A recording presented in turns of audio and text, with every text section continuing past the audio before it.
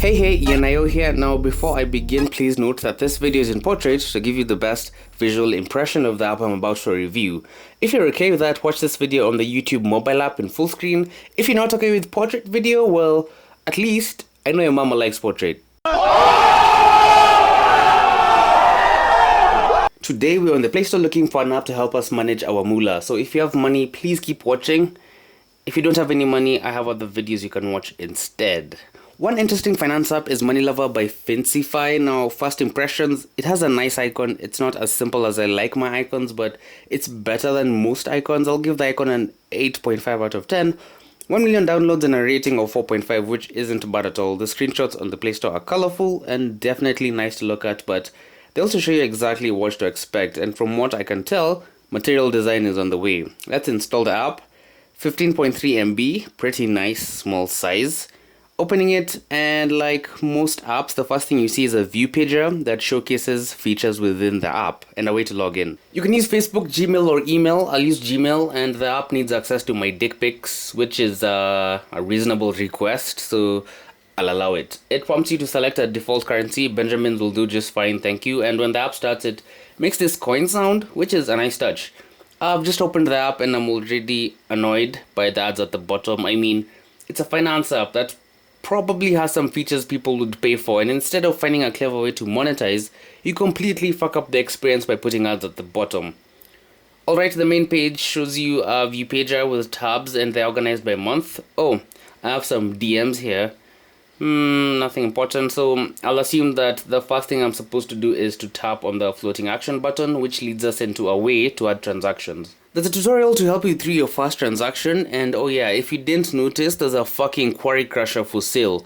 Let's put in our first transaction. You can change the currency in the process, which is kind of convenient. For example, if you're buying stuff online in dollars, but in real life you pay for stuff with bits of string, you can make the switch and even see the conversion rate of bits of string. So let's assume I spent $2.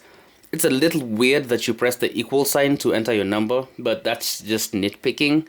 Category, it's pretty nice that they have all these categories already, so there's not much work involved for you. They even have a funeral category. Okay, I spent $2 on a funeral. Rip Harambe. You know what? Let's make this $1,000.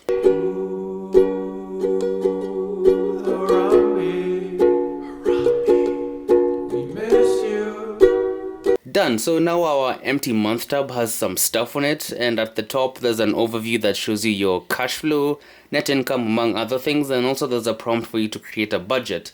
Children and babies, my goal is 0. I am the one, your son don't need a gun. Okay, you can't enter 0, so 1. Back to the main page. Below the overview of the day are your transactions, and for each day all your transactions will be grouped together. You'll be able to see your history of transactions, and there's even a way to enter future transactions for all those time travelers out there. Alright, let's check out the navigation drawer. It shows you a bunch of stuff. You can enter any debts you have. Simon, I'm going to pay you. Promise, just please stop hounding me. I get night sweats because of you. There's a nice graph here in trends showing you how much closer you are to abject poverty, and of course you can add and delete categories. There's also budgets that will notify you if you spend more than you budgeted for on a particular category, and wait, you can't add more than one budget unless you pay. There's savings in which you can enter any saving plans you currently have. There's events, bills. Oh my god, this app is so boring to look at. Jesus. You can also automate recurring transactions over a set period of time, which is nice if you have recurring payments to make. And last but not least, there's tools, which has a few utilities you might find useful. So let's see what you get with the premium version of the app. The budgets, savings, and events aren't limited anymore. You can export your data and no more annoying ads. You know, it's not just the ads that are annoying at this point, it's the entire app. I mean, before you buy something, you're supposed to see the joy in it, and I get that the app is a business, but the way they've gone around monetizing it is just horrible. They even have a store where they try to sell you icons for your categories, and I can't fucking believe this, but they have an in-app currency that you buy to be able to scan receipts.